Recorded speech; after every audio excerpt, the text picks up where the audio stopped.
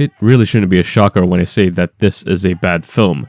Black Adam is Dwayne Johnson's 2022 comic book film that was announced way back in 2007 and only started development sometime in 2014.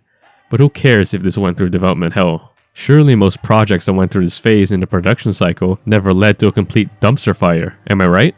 Well, that's pretty much what this movie is. But I'm not saying it isn't a fun piece of entertainment.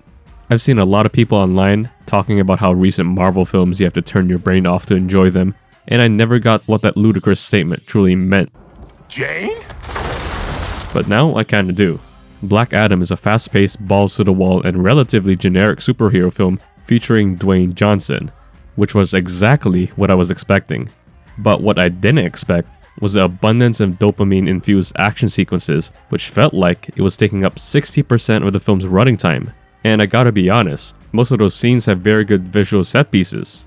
I guess consuming way too many Marvel films over the past couple of years has tainted the way superhero action scenes should be shot, because here, it felt like a breath of fresh air on how the camera was moving and how the overall film looked. And even through its muddy orange and yellow color palette, those scenes felt dynamite and electric in the theater. Dwayne's portrayal as Black Adam is fine, I guess.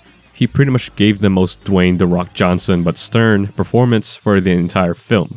It's nothing groundbreaking for him, he's pretty much treading in familiar waters, as expected.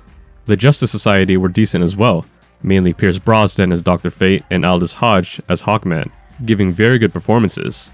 My favorite being Brosnan, who really looked like he was having a time playing his character, and Quintessa Swindle as Cyclone was fine as well. The one outlier out of all of them was Noah Centinio's Atom Smasher. He was absolutely annoying and corny, and probably even had more annoying moments compared to recent Marvel films. But overall, the group as a whole was pretty decent. And will you look at that? That's all the positives about the movie.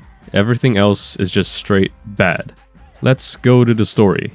Now, because the action was taking over half of the film's running time, it was such a mess trying to get a hold of the narrative, no matter how basic it is. It felt like the writers had been throwing stuff to the wall to see if it'd stick.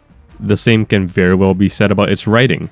This might be one of the worst scripts ever put on screen for the past couple of years, probably right next to David O. Russell's Amsterdam. This needed so many rewrites in all aspects. It felt unfinished. The dialogue was one of the worst in any modern superhero film ever, which is a fairly low bar nowadays, and you couldn't get into a flow with the quote-unquote story. It's terrible. It completely messed with the film's pacing, given the number of action scenes in this.